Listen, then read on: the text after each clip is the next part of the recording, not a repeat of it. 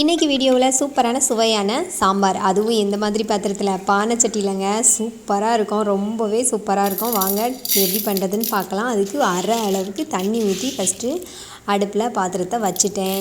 அதுக்கப்புறம் 2 கைப்பிடி துவரம்பருப்பு, 1 கைப்பிடி சிறுபருப்பை ஃபஸ்ட்டு என்ன செஞ்சுக்கலான்னா நல்லா கழுவிட்டு அதையும் நம்ம கொதிக்க வச்சுருக்கோம்ல தண்ணி, அதில் போட்டு வேக வச்சுக்கிடலாம்.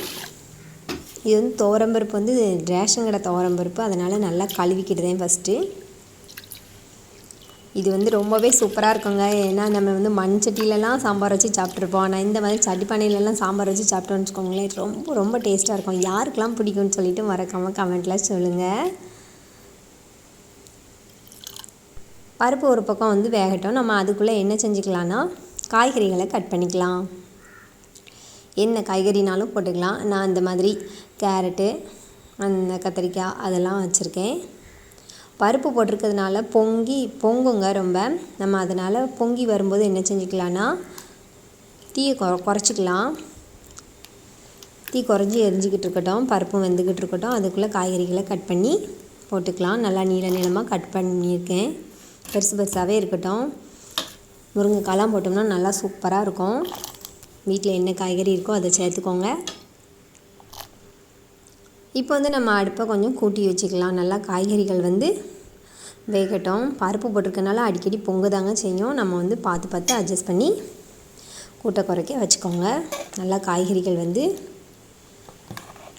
இப்போ நல்லா வெந்துட்டு ஒரு 10 நிமிஷத்தில் வெந்துடும். அதுக்கப்புறம் வந்து நம்ம தக்காளி அதுவெல்லாம் போட்டுக்கலாம். தக்காளி, உள்ளி போட்டிருக்கேன். இது கூட மாங்காய் போட்டோன்னு வச்சுக்கோங்களேன், இதை விட டேஸ்ட்டாக இருக்குங்க இந்த சாம்பார். தக்காளி தாங்க போட்டிருக்கேன், ஒரு தக்காளி நறுக்கி போட்டிருக்கேன். இப்போ வந்து இது கூடவே சாம்பார் மசாலா தூள் போட்டாச்சு. இது வந்து ஆல்ரெடி நான் வீடியோ போட்டிருக்கேங்க, சாம்பார் பொடி எப்படி பண்ணுறதுன்ட்டு. வீட்டிலே செய்தது, ரொம்பவும் காரம் இல்லாமல் இருக்கும். வேணால் போய் பாருங்கள், டிஸ்கிரிப்ஷனில் லிங்க் கொடுக்குறேன். உப்பு தேவையான அளவு, இந்த சாம்பாருக்கு உப்பு, இதையும் போட்டு என்ன செஞ்சுக்கலான்னா நல்லா கொதிக்க விட்டுக்கலாம்.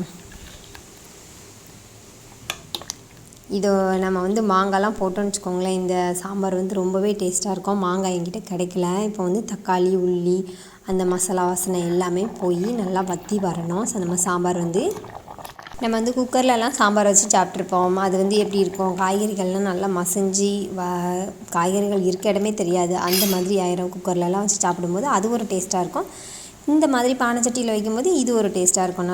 நல்லா மசாலா ஸ்மெல்லாம் போனதுக்கப்புறம் நம்ம தாளித்து ஊற்றிக்கலாம். தேங்காய் எண்ணெய், கொஞ்சமாக பொடி உள்ளி, கருவேப்பிலை, கடுகு போட்டு தாளித்து அது கூடவே ஊற்றிக்கலாம்.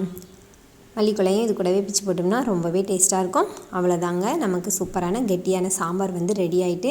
இது வந்து சோறு கூடலாம் ஊற்றி சாப்பிடும்போது அவ்வளோ டேஸ்ட்டாக இருக்குங்க இந்த பானை சட்டியில் உள்ள சாம்பார். மறக்காமல் ட்ரை பண்ணி பாருங்கள். ஓகேங்களா? வீடியோ பிடிச்சிருந்தா லைக் பண்ணிவிட்டு மறக்காமல் நம்ம சேனலை சப்ஸ்கிரைப் பண்ணிக்கோங்க. உங்கள் வீட்டுக்கு தேவையான புளி வந்து எங்கள் கிட்டே கிடைக்குங்க. வேணும்னா மேலே தெரிந்த வாட்ஸ்அப் நம்பருக்கு கால் ஆர் மெசேஜ் பண்ணுங்கள். தேங்க்யூ, பாய்.